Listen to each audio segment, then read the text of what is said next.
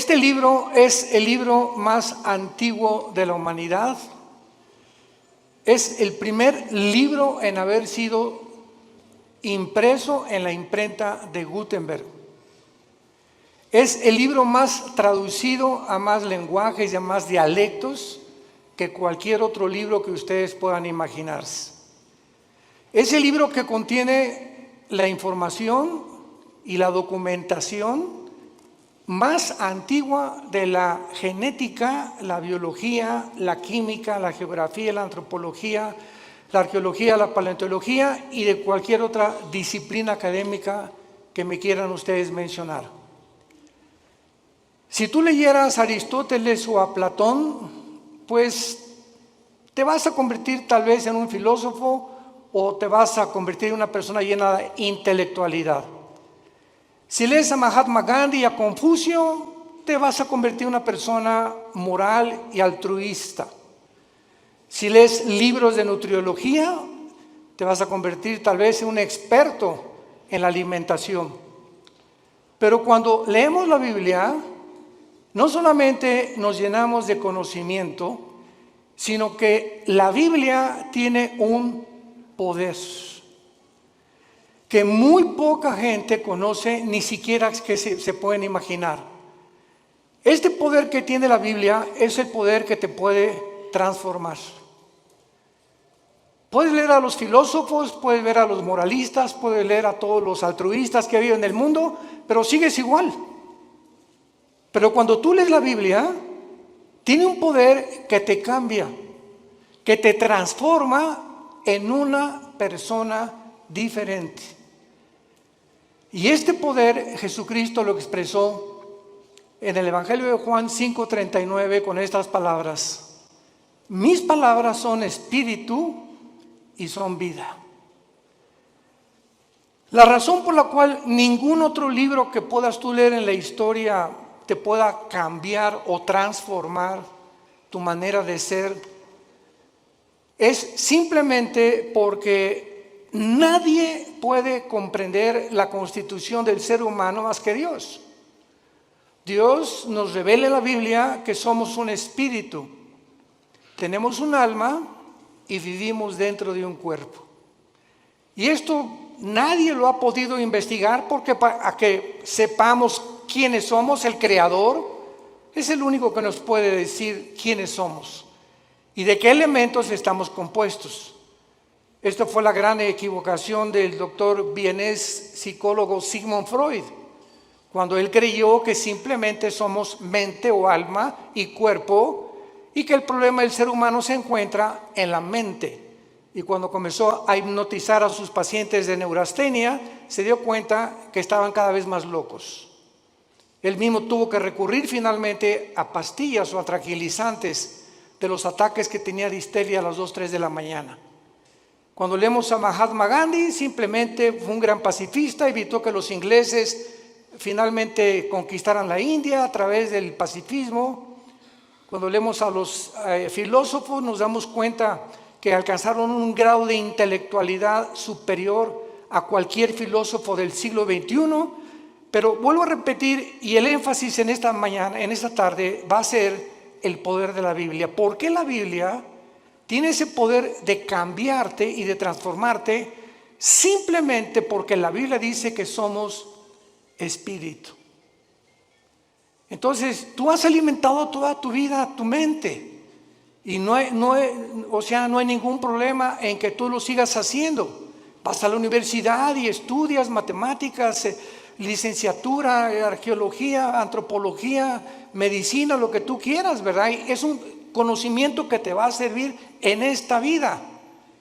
Pero encontramos la mayor parte de las personas, como el expresidente Echeverría, que acaba de morir anoche. Luis Echeverría dijo días antes de morir que él lamentablemente no había podido conocer un poco más de la dimensión espiritual. Y así encontramos artistas, políticos, cantantes, deportistas que han alcanzado el éxito, grandes médicos, grandes psicólogos, grandes cantantes, etcétera, etcétera. Pero llega un momento a los 50, 60, 70 años de edad que sigues igual. y que conquistaste el mundo y perdiste tu familia, o conquistaste el mundo y construiste, levantaste y jamás tuviste una relación con tus hijos, ni pudiste dejarle una herencia a tus hijos espiritual. Pero cuando descubrimos que somos más que intelecto, más que conocimiento, que somos un espíritu, ese espíritu que tienes tú dentro y que tengo yo necesita alimento, necesita dirección, necesita algo que pueda hacerlo desarrollarse para que tú puedas tener una protección interna con las tentaciones que nos rodean en el mundo y con la fama, la publicidad, la sexualidad, el placer, etcétera, etcétera, que nos ataca continuamente. El espíritu dentro de tu vida, fortalecido a través de la lectura de la palabra de Dios, llegas al final irreprensible sin tener nada de qué avergonzarte.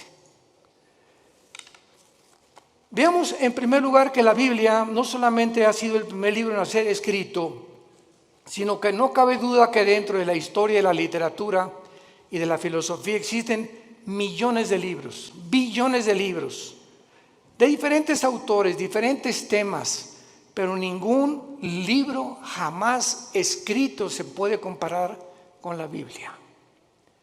Este año cumplimos 46 años de ministerio. Yo comencé predicando en 1977 en la Sierra de Guerrero y Oaxaca. Era misionero, estuve 3 años con los indígenas. Ahí fue donde Dios comenzó a forjar mi carácter, porque la Biblia le pone énfasis al carácter más que a cualquier otra cosa. Si tú alcanzas el nivel que quieras y no tienes carácter, no puedes mantenerte en ese camino, porque no solamente es comenzar, sino lo que cuenta es cómo terminas. Hay muchos que comienzan bien, pero terminan mal, porque su carácter, su vida jamás la pudieron disciplinar por la cuestión espiritual. Nunca atendieron el área espiritual, que es la más importante. Veamos también nosotros que grandes hombres han hecho diferentes declaraciones acerca de la Biblia. Por ejemplo, Abraham Lincoln. Abraham Lincoln, cito sus palabras: creo, dijo, firmemente que la Biblia es el mejor don que Dios jamás haya dado a los hombres. Todo el bien que emana del Salvador del mundo se nos comunica a través de este libro incomparable. George Washington, el primer presidente de Estados Unidos, dijo: es imposible gobernar cualquier nación sin Dios y sin la Biblia. Emmanuel Kant, el gran filósofo francés, dijo: la existencia de la Biblia es el mejor beneficio y lo más grande que la raza humana jamás haya recibido de Dios. Y todo intento de desprestigiarla es un crimen contra toda la humanidad. Isaac Newton, el gran científico, ¿verdad? Que se le atribuye todas las leyes de la gravitación, dijo: existen más señales de autenticidad de la Biblia que en la historia profana de la humanidad.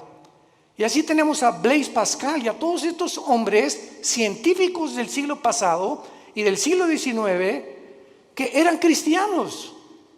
Y llegamos al siglo XX, donde estamos en la luna y la tecnología, y se descubre en 1954 la hélice del ADN, del ácido desoxirribonucleico, y la computadora y el iPhone y toda la época cibernética en la que vemos, y endiosa al ser humano.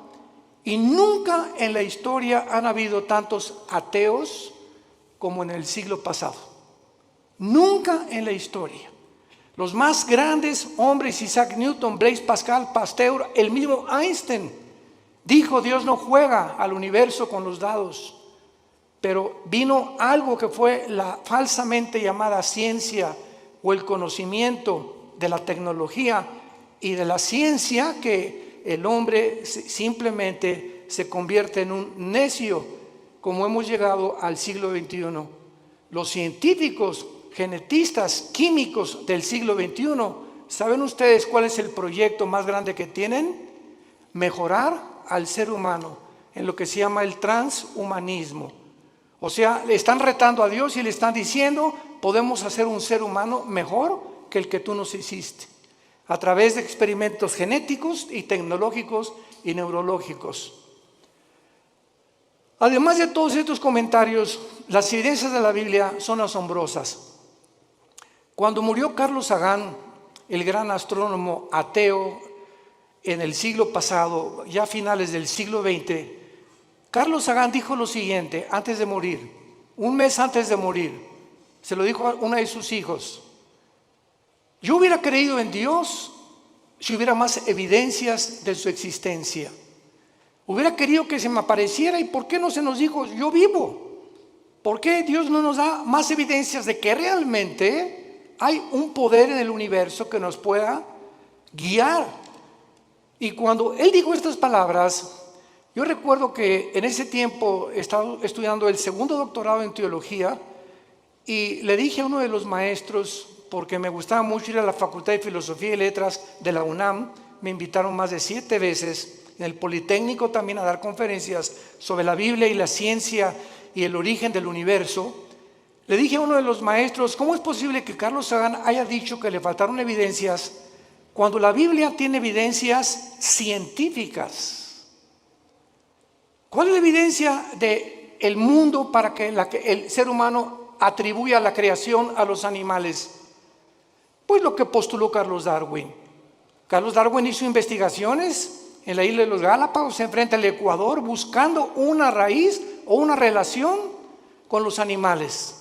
Él nunca dijo que veníamos de los animales, postuló y dijo probablemente en su libro, el libro de las especies, el origen de las especies, pero jamás él asegura ni confirma que veníamos de los animales. Y durante todo el siglo XX, todas las universidades, todavía hay escuelas, esto es impresionante, que sigan enseñando que nosotros tenemos el origen en Chita. Y en los animales, cuando se descubre la genética del ADN en 1954, se derriba completamente la teoría de la evolución, porque es imposible, señores científicos que nos escuchan y maestros de las universidades que nos visitan o que nos ven a través de la televisión, es imposible que una ADN de un toro sea igual al de un caballo. Y es imposible la mutación de una especie a otra especie. Y hasta este momento no hay ninguna mutación, jamás, lo que se llama el famoso eslabón perdido, para que un conejo se convierta en una ardilla o un ser humano en un animal. Las cromosomas y los ácidos que tiene el cuerpo humano, que forman parte de toda la estructura anatómica que nosotros recibimos de Dios, hacen imposible la evolución, un cambio de genética de un cromosoma o de un ADN a otro ADN. La física dice que realmente la ley de la entropía, que todo va de mal en peor, que todo, la segunda ley de las teorías físicas, que es lo que establecen, que todo se está echando a perder, que todo se descompone, que todo tiene un proceso de deterioro, y la evolución dice que vamos de menos a más. ¿Y la biología qué nos dice? ¿Quién es una mujer? ¿Qué contestarías si te preguntaran quién es una mujer? ¿Qué es lo que hace a una mujer diferente de un hombre? Simplemente la mujer tiene 2 cromosomas XX. Eso es lo que hace mujer. Si tú tienes cromosomas 2XX, eres mujer, eres del sexo y del género femenino. ¿Quién es un hombre? Una persona que tiene cromosomas XY. Y la Y no la tienen las mujeres. Y si tienes el cromosoma Y y tu mente te dice que no eres lo que la biología y la genética establece, ya no la Biblia, tu problema es mental, no es físico. ¿Se dan cuenta al punto a donde hemos llegado de estupidez mental? y de la forma en la que hemos llegado a publicar y a tratar de hacerles creer a los niños que no son niños, que son niñas, y a las niñas que son niños, y que se está aceptando, como la famosa compañía Disney, ya promoviendo películas de homosexuales y de lesbianas entre los niños y las niñas. Este es el mundo de nosotros, un mundo completamente oscurecido, anticientífico. Jamás se había atacado la ciencia en la forma en la que se ha atacado actualmente. Lo que enorgulleció al ser humano en el siglo XX, en la ciencia se volvió contra los médicos, haciéndolos, profesando ser sabios, se han convertido en necios. Veamos en la segunda carta que el apóstol Pedro escribió hace 2000 años. Los que traigan su Biblia la pueden abrir en la segunda carta de Pedro, capítulo 1, versículos 19 y 21, y veamos algunas evidencias de la Biblia en cuanto a su enseñanza y al propósito de Dios para habernosla dejado. Comienzo diciendo que si Dios existe, vamos a hacer una línea de lógica elemental. Si Dios existe, no nos dejó al azar, ni al accidente. Tuvo que haberse de alguna forma comunicado con nosotros, porque si Dios existe, su más grande anhelo es que sus criaturas le conozcan, le sirvan y le adoren. Y esta es la razón por la cual envió a Jesucristo su Hijo hace 2000 años, para que Él pudiera decir: yo soy el camino, yo soy la verdad, yo soy la vida. El que quiera conocer la voluntad de mi Padre conocerá si la doctrina es mía o si yo hablo por mi propia cuenta. El que habla por su propia cuenta, su propia gloria busca. Yo he venido a buscar la gloria y hacer la obra de mi Padre que me envió. Mis palabras son espíritu y son vida. Yo soy el pan que descendió del cielo, yo soy el camino, la verdad y la vida. Estas palabras de Jesús en Juan 14:6 son las que cambiaron mi vida hace 48 años. Cuando yo me enfrenté a Jesucristo en la Biblia, yo venía del Partido Comunista porque me convertí en un ateo decepcionado de la religión popular en México. Quería ser cura a los 13 años de edad. Me decepcioné tan grandemente de la religión que me convertí al ateísmo, me fui al otro extremo, porque yo creí que ellos representaban realmente a un Dios que no es el Dios de la Biblia. Y cuando comienzo a leer la Biblia, que me prohibieron leerla los mismos dirigentes católicos que yo tenía, y leo que Jesucristo dijo: yo soy el camino, yo me acordé de Buda. Buda antes de morir dijo: no soy la verdad, busquen la verdad, le dijo a los discípulos. Mahatma Gandhi dijo: es que Jesucristo fue un gran maestro de moral, pero yo no puedo guiarles al camino, yo solo sé que no debemos estar a favor de la violencia. Cuando leí a Mahoma en el Corán, en los sutras, los versículos del Corán, Mahoma recibe la revelación del Corán a través de un ángel cuando él padecía ataques epilépticos. Y comienza a leer el Corán y ve lo que dice: asesinemos a los judíos y a los infieles, matemos a todos los que no acepten el Islam. O sea, una religión que impone a través de la violencia, igual que el comunismo impone a través de la fuerza y la violencia la ideología que quieren que nosotros la aceptemos. Y cuando me encuentro con Jesús que dice: yo soy el camino, no un camino, yo soy el camino. Yo soy, si tú no caminas conmigo, Jesús te está diciendo, estás en un camino que conduce a la muerte. Porque hay caminos que parecen derechos, pero su fin es camino de muerte. Cuando Jesús dice: yo soy el camino, yo soy la verdad, me pasé años en el comunismo y en la filosofía buscando qué era la verdad. Nunca un maestro me dijo qué era la verdad. Y reta a tus maestros en la universidad de filosofía y pregúntales: ¿me puede usted definir qué es la verdad? ¿Por qué? Porque no creen en las verdades absolutas. La verdad que existe actualmente en el mundo científico, en el mundo universitario es, si tú crees eso, síguelo creyendo, no me hagas creer lo que yo creo. Si tú crees que ser homosexual es bueno y tú no, pues no seas homosexual. Si tú quieres ser ateo, o sea, cada quien tiene su verdad. Cada quien piensa filosóficamente en la verdad, en la forma en la que tú quieras pensar. Entonces, esto se llama relativismo, donde no hay una verdad absoluta. Cada quien piense y cada quien tiene su propia verdad. Si tú crees que abortar es malo, ¿verdad? Pues entonces no abortes. Si tú crees que abortar es bueno, o sea, no hay una regla, no hay un parámetro para establecer códigos de conducta y de ética en el mundo más que en la Biblia.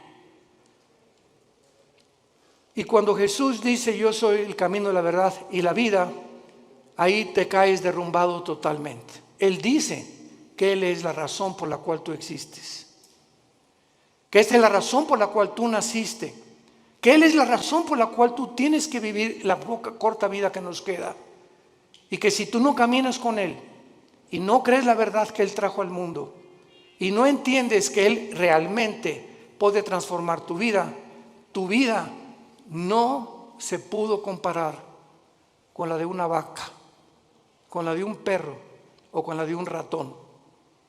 Los animales se levantan, pastan, comen y se acuestan. Se duermen, comen, pastan y se acuestan. Millones de seres humanos viven bajo la misma rutina. Te levantas, trabajas, comes, el propósito es hacer dinero, buscar los mejores negocios, alcanzar la cima, tener negocios o una carrera que me pueda realmente redituar o que realmente sea rentable lo que yo voy a hacer en la vida. Y si no es el dinero y no es el éxito y no es la fama, casi nadie la sigue. Y otros, como no pueden, lo hacen a través de la violencia, del robo, el secuestro, la drogadicción, a través de todo ese tráfico humano, etcétera, etcétera. Como ahora acaban de encontrar, ¿verdad? Que este señor Epstein, que tenía amigos con todos los gobernadores casi de Estados Unidos, y formaron un núcleo de tráfico humano de niños de 10 y 12 años que los violaban y los vendían en Europa, en Francia y en América. Estamos hablando de hombres multimillonarios, asistentes y amigos y compadres de los presidentes de la mayor parte de las naciones. El tráfico humano se encuentra lo más rentable que hay en el nivel más alto de la humanidad, por la corrupción tan grande a la que el ser humano ha llegado. En esta segunda carta, el apóstol Pedro nos revela tres cosas acerca de la Biblia. Y dice así, tenemos también, 2 de Pedro 1, versículo 19, tenemos también la palabra profética más segura. Tenemos la palabra profética más segura. ¿Más segura que qué? Pues más segura que milagros. Ahorita hay cantidad de cristianos que siguen buscando milagros. Personas que dicen, si yo veo un paralítico ahorita enfrente de mis ojos que se levanta y me dice su médico que tiene 15 años o 10 años sentado en una silla de ruedas y comienza a caminar, voy a creer en Dios. ¿No es cierto? No es cierto, no es cierto. Tus emociones van a ser exaltadas, te vas a asombrar realmente. ¿Y cuánto te va a durar esa emoción que tuviste al ver un milagro? Te va a durar 3 o 4 días y sigues siendo la misma persona, porque los milagros no cambian al ser humano, porque la fe no es por ver, la fe es por oír y por oír la palabra de Dios. Si tú no te conviertes y tu transformación no es por oír la Biblia, todo lo demás es completamente secundario y relativo. Entonces, cuando dice Pedro que la palabra es profética, es más segura, nos está diciendo que las profecías de la Biblia que se han cumplido solamente cuando Cristo muere en la cruz, 33 profecías se cumplieron de los profetas hebreos del Antiguo Testamento. 33 profecías. Yo recuerdo que en aquel tiempo que estudiaba las profecías de Dios, me llamó la atención las profecías de tu padrino Nostradamus. El famoso disque vidente o profeta. Y cuando leí las profecías de Nostradamus, que las hacía en forma de versos, etcétera, etcétera, se cumplieron el 15% y el otro 85% jamás se cumplieron. Cuando oí que Janine Dixon, una mujer que una semana antes que asesinaran al presidente John Kennedy en la ciudad de Dallas, 1962-63, dijo una semana antes a los periodistas del New York Times: veo sangre en Dallas en el presidente. Y lo asesinaron una semana después y se convirtió ella en una pseudo profeta de Estados Unidos, Jean Dixon. Lo puedes encontrar en el internet. Y a las 3 semanas, pues la rodearon los periodistas: profetícenos, díganos algo. De ahí en adelante, ninguna profecía de ella se cumplió. Porque hay una ley en la Biblia que dice así, en el libro de Deuteronomio: cualquier persona que profetice algo y no se cumpla el 100% de lo que profetizó, es un falso profeta. El 100% de lo que profetizó. Así que cuando venimos a la Biblia encontramos, por ejemplo, en Isaías capítulo 44 en el Antiguo Testamento, que hace 2700 años este profeta dijo estas palabras retando Dios a los seres humanos.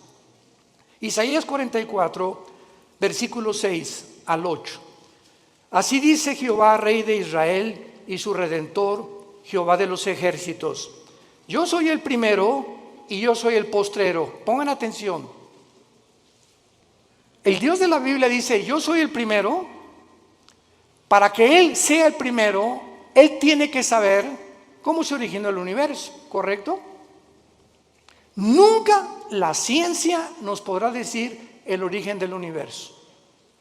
Porque para que sea científico tiene que ser repetitivo. Alguien tuvo que estar ahí para que nos dijera, pues así comenzó. Y por eso es la teoría de la Big Bang, de la explosión y tantas teorías que están tratando de explicar cómo se formó el universo. Pero cuando Dios dice: yo soy el primero, nos muestra en la Biblia, en el libro del Génesis, cómo hizo el universo. Y cuando dice: yo soy el postrero, nos dice también que cómo terminará la humanidad, cómo avanzará la historia. Y cuando venimos a la historia a la luz de la Biblia, encontramos que todos los eventos de la historia han sido cronológicamente y sucesivamente a la luz de lo que estaba escrito hace más de 3,000, 4,000 años. Yo soy el primero y yo soy el postrero. Ahora dice Dios: los reto a los que se dicen profetas. Escucha lo que dice a continuación: fuera de mí no hay Dios. ¿Y quién proclamará lo venidero?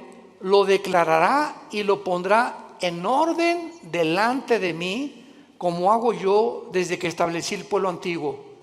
Hace 2700 años Dios dice esto: ¿quién de los escritores, quién de los que se han dicho profetas, tráeme a Mao, tráeme a Confucio, tráeme a Mahatma Gandhi, tráeme a Mahoma, tráeme a tu gallito Giro, como decimos en México, al escritor y a la persona que más admires, dice Dios? ¿En qué libro puedes encontrar el orden de la historia desde que el mundo comenzó? En ningún libro más que en la Biblia. Y así encontramos que 100 años después de Isaías vino un hombre llamado Daniel, que fue judío y fue llevado a Babilonia cautivo por 70 años. Y en el libro de Daniel, hace 2600 años, damas y caballeros, hace 2600 años, en el libro de Daniel, él declara los órdenes de los imperios que vendrían en el mundo a través de la historia. Y le dice el ángel que le revela a Daniel esta profecía: Daniel, estás ahorita bajo un imperio que es Babilonia. Babilonia es la nación de Irak, bíblicamente y actualmente. Después de ti vendrá otro imperio que será menor. ¿Quién conquistó Babilonia históricamente, señores profesores de historia? Los medos y los persas. Y después vendrá un tercer imperio, le dice el ángel a Daniel. ¿Quién vino después de los medos y los persas? Alejandro el Magno. Los griegos derrotaron a los medos y a los persas. Y vendrá un cuarto imperio que aplastará a casi todo el mundo entero. ¿Quiénes fueron los que siguieron después de Grecia? El imperio romano. Daniel profetiza hace 2600 años la cronología de los imperios mundiales de toda la historia. Y finalmente lo pueden encontrar en otras conferencias que hemos dado. Vendrá otro imperio que son los 10 dedos de los pies de la estatua de Nabucodonosor, que el anticristo, el próximo gobernante y dictador mundial, formará una confederación política de 10 naciones.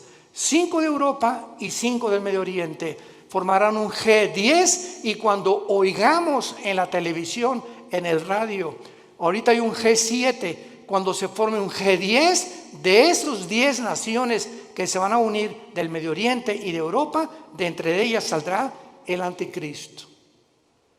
Y nosotros ya no estaremos aquí. Ahí nos vemos al rato.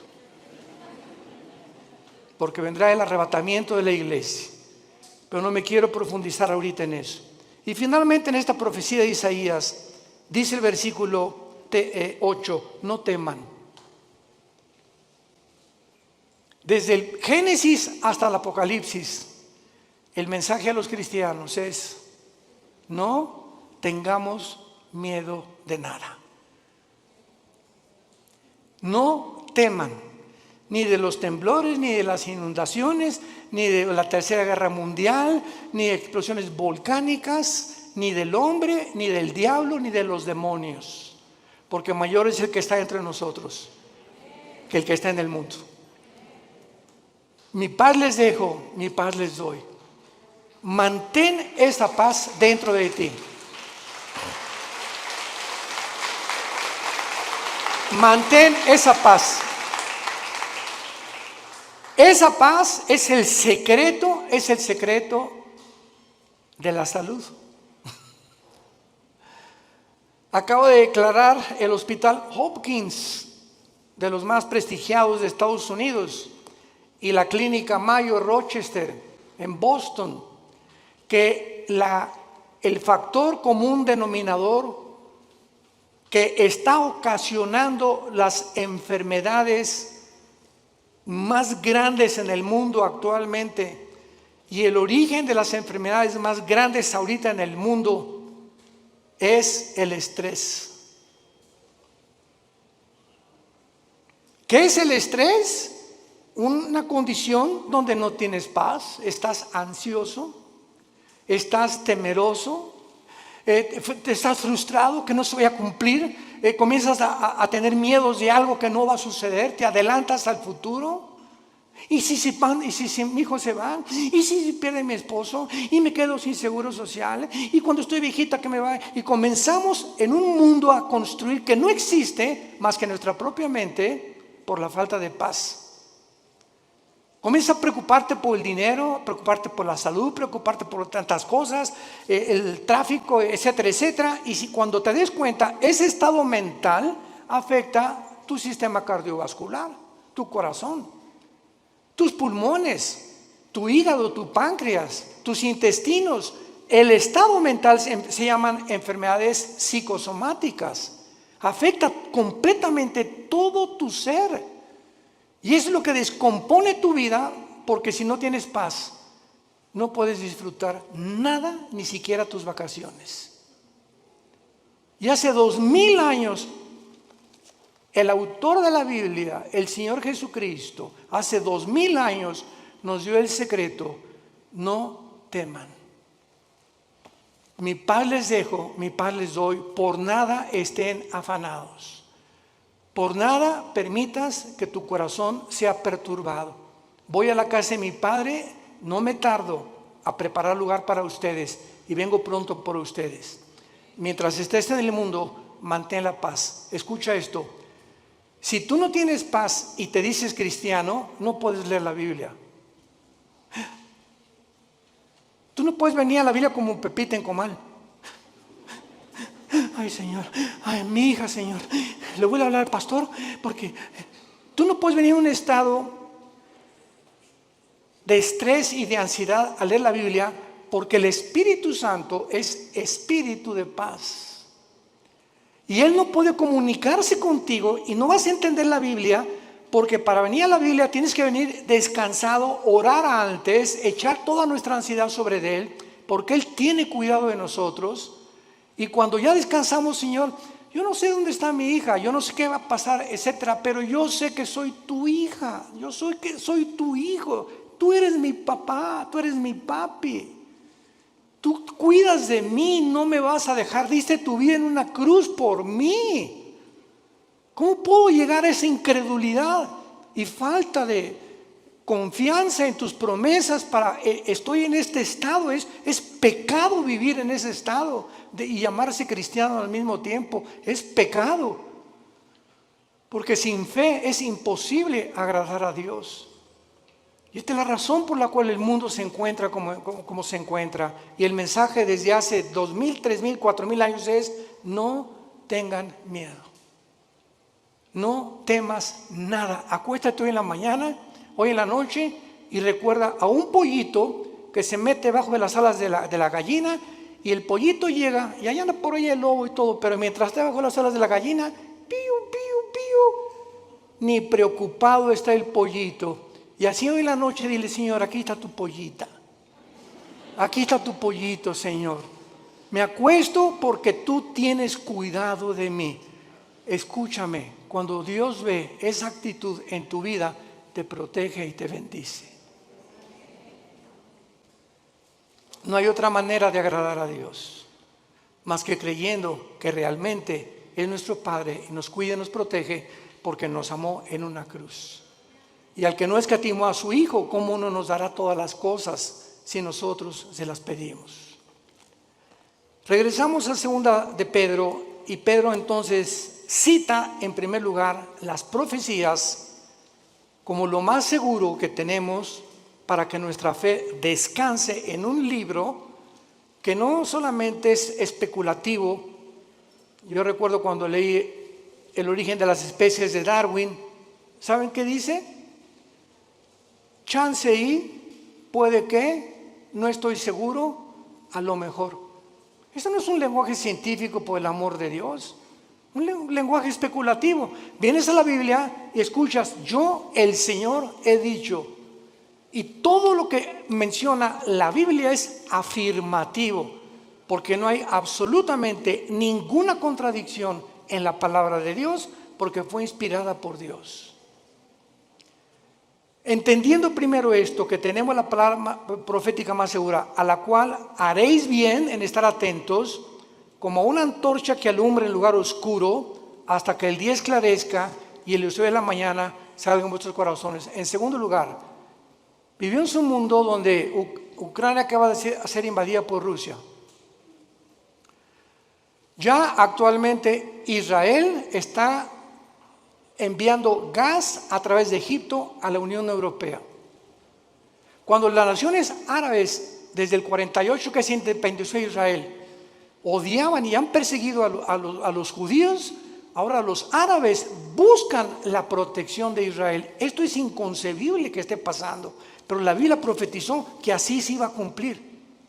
Es un mundo de confusión completamente. Ahorita Putin va a estar enojadísimo, pero así no poder dormir de saber que Israel está sosteniendo y proveyendo el gas que Rusia le proveía antes a la Unión Europea, y esto lo va a encender más para cumplir la profecía de Ezequiel 38-39 de Gog y Magog, cuando la Biblia dice que vendrá Rusia con Irán, con Turquía, con el Líbano, con Marruecos, con Etiopía, para atacar, invadir Israel en la Tercera Guerra Mundial.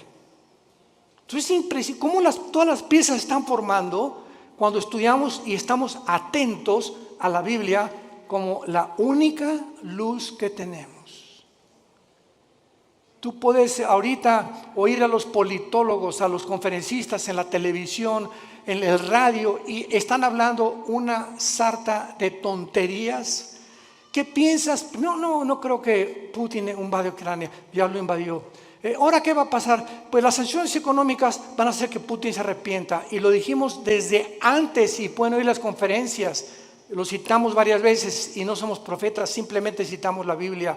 De acuerdo a la Biblia, Ucrania no podía ser devuelta a la Unión Europea ni tampoco convertirse en la OTAN, porque Ucrania es de las naciones magogitas que forman parte de la invasión final de Rusia contra Israel.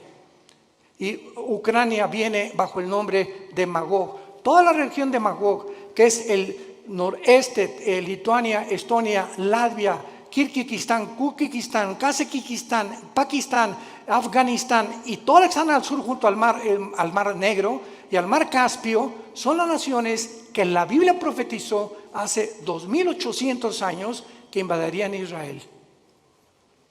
Así que bíblicamente Ucrania nunca va a dejar de estar bajo el poder de Putin. Y ahora Putin va a seguir con las demás, por eso ya Finlandia y Suecia corrieron a la OTAN. Y están buscando el paraguas de la OTAN porque temen la invasión también de Putin. Todo está escrito exactamente como la Biblia lo profetizó. Y todas las demás opiniones son opiniones especulativas, hipótesis, teorías que la gente tiene. Y cuando nos entrevistan a los cristianos, les decimos, esto va a pasar, y esto va a pasar, y esto va a pasar. No lo digo yo, está escrito en este libro. Haríamos bien en estar atentos a la Biblia, hoy más que nunca. Escucha esto, no hay otra luz en el mundo, no hay otra luz más que la Biblia. ¿Y sabes algo más? Tú eres la luz. Tú eres cristiano, tú eres la luz. Tú eres la única luz en tu casa. Tú eres la única luz en tu taller de carpintería. Tú eres la única luz en tu bufete de abogados. Tú eres la única luz en tu clínica de médicos. Tú eres la única luz en tu escuela, en tu universidad. Los cristianos somos la única luz y tenemos alrededor a gente muriéndose, lastimada, enferma, necesitada. ¿Y tú callado? ¿Por vergüenza, por pena de hablar de Jesucristo? Y decirles que Jesús es la única respuesta y que los invitas a conferencias como estas para que puedan ellos abrir los ojos a la realidad espiritual del mundo. Si tú eres ese tipo de personas, vas a dar cuentas en el día del juicio a Dios. Porque el Espíritu Santo vendrá sobre nosotros, Hechos 1:8, y me serán testigos. ¿Eres testigo? Desde el tiempo que tú te convertiste, ¿hay alguna persona que tú le hayas hablado de Cristo y que lo hayas guiado a la cruz? Examina tu corazón llegando hoy en la noche, ponte rodillas y ora a Dios y dile sinceramente, Señor, te pido perdón. Tengo 3 años en Cristo, tengo 5 años en Cristo, tengo 10 años en Cristo y a nadie le he hablado de ti, ni los he guiado a la cruz, ni he orado con nadie y me digo cristiana y me digo cristiano. Cuando nosotros examinamos nuestra vida, tengamos cuidado de pasar el tribunal de Cristo.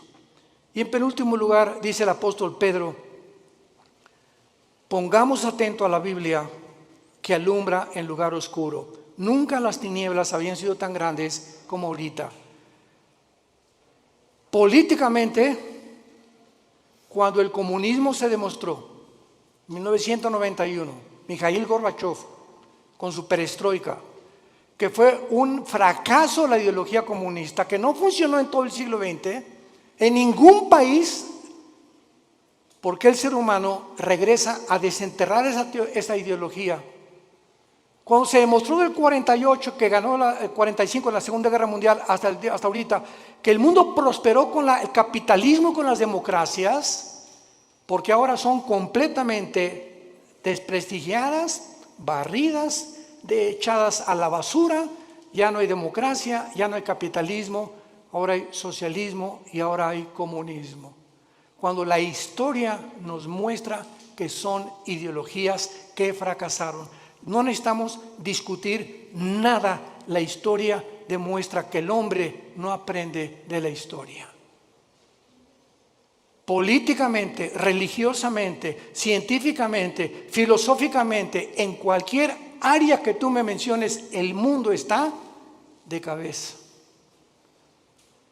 Es un mundo de locos. Escucha las declaraciones de los gobernantes en el mundo, la mayor parte de ellos, lo que están hablando. Hablan, de veras dices tú, Dios mío, ¿cómo puede este hombre dirigir un país con las cosas que él habla? Así está el mundo de loco. Y la mayor parte de la gente lo está aceptando. Y finalmente dice el apóstol Pedro, entendiendo primero que ninguna profecía de la Escritura es de interpretación privada. La Biblia, tú no puedes venir y decir, yo creo que esto dice. O voy a interpretar que esto es lo que significa. Cuando tú vienes a la Biblia y tratas de interpretar de acuerdo a tu percepción o a la forma como tú visualizas un versículo o un pasaje, sígueme con mucho cuidado, sin tener en cuenta los demás pasajes de la Biblia, te conviertes en un hereje, en una hereje. Porque no es de interpretación privada. La Biblia está compuesta por 66 libros. 66 libros escritos en más de 1500 años, por más de 40 autores diferentes. Pastores, profetas, Isaías trabajó en el gobierno, Daniel fue asesor de los emperadores, por diferentes personas de diferentes oficios, diferentes profesiones, pero los 66 libros de la Biblia fueron guiados y están articulados como una tela, como los hilos de una tela que forman una alfombra completamente integrada. Y cuando tú sacas un hilo, haces que otro hilo se desgaje y comienzas a romper el tejido. Entonces tú no puedes sacar un hilo sin tener en cuenta los demás hilos de la tela. Y así es la Biblia. Entonces las personas que han tratado de sacar versículos de la Biblia, como los mormones, que Jesucristo no es el Hijo de Dios y que todos tenemos 10 esposas. Los hombres, amén. ¿Verdad? Pues claro que todos simpatizan con eso. Por eso prospera el mormonismo. Es la religión más multimillonaria que existe ahorita en el planeta Tierra. Los testigos de Jehová, el infierno no existe. Jesús no puede ser Dios porque él dijo, es que yo soy menor que Dios, mi Padre es mayor que yo. Y no entiende que él bajó al mundo y se puso debajo del Padre temporalmente para someterse y regresó al mismo nivel que el Padre y está sentado a la diestra del Padre en las alturas, y toda potestad le ha dado en el cielo y en la tierra. Por no tomar en cuenta otros pasajes de la Biblia, por no estudiar diligentemente la palabra de Dios. Y por eso hay tantas versiones de la Biblia, que la de Reina Valera 1960, la Nueva Versión Internacional, la King James, etcétera, etcétera. ¿Por qué hay, para terminar, pregunta, diferentes versiones de la Biblia? Simplemente por el lenguaje. Ve a Costa Rica y a las niñas les dicen huilas. En México es una prostituta. Aquí le hicimos popote a lo que absorbemos a un líquido, allá le dicen pajilla. Ve a España y tienen otro tipo de palabras. Ve a Brasil, ve a Argentina y tienen otro tipo de palabras, etcétera, etcétera. Ahora que tenemos nuestro programa de televisión y que estamos en 59 naciones, ya casi 60, gracias a Dios, yo trato de buscar una palabra. Por ejemplo, aquí chango es un mono, ¿verdad? Pero una vez estaba yo en Guatemala y me dijeron, hermano, no diga chango porque aquí es grosería. Aquí dicen, le dicen mono o le dicen simio, pero chango es una grosería. Entonces vemos nosotros que la Biblia está escrito en hebreo y en griego. Entonces se tiene que traducir en otras cosas o versiones para poder entender en muchos lados, que a mucha gente le sirve, pero siempre recurrimos a los originales. Son los originales, hebreo y griego y parte de arameo en el libro de Daniel, que son los que nos dan la pauta para saber lo que tenemos. Yo tengo una Biblia en hebreo y en griego. Cualquier duda consulto las palabras originales para saber exactamente lo que Dios quiere decirnos. Y cuando tú estudias la Biblia, no puedes estudiarla superficialmente. El petróleo no se encuentra a 1 metro de profundidad. El petróleo se encuentra a kilómetros de profundidad. Tú no puedes venir a la Biblia en la noche y decir: Jesucito mío, me hizo compañía, no me desampares ni de noche ni de día, amén, y ya. Y luego, Juan 3:16, de tal manera amó Dios el mundo, y eso es tu devocional. Tú no puedes venir a la Biblia así. Tú tienes que ser un estudiante profundo de la Biblia, tienes que discipularte, tienes que tomar en serio a Dios. Y hasta que no tengamos esa actitud, no podemos conocer su poder. Porque ese contacto continuo, diario, perseverante en la comunión con la Biblia, tienes comunión con Jesucristo, es el poder que nos puede transformar en nuevas criaturas y que nos sostendrá hasta el final de nuestra vida. ¿No quisieras tú en esta tarde invitarle a Jesucristo a tu corazón?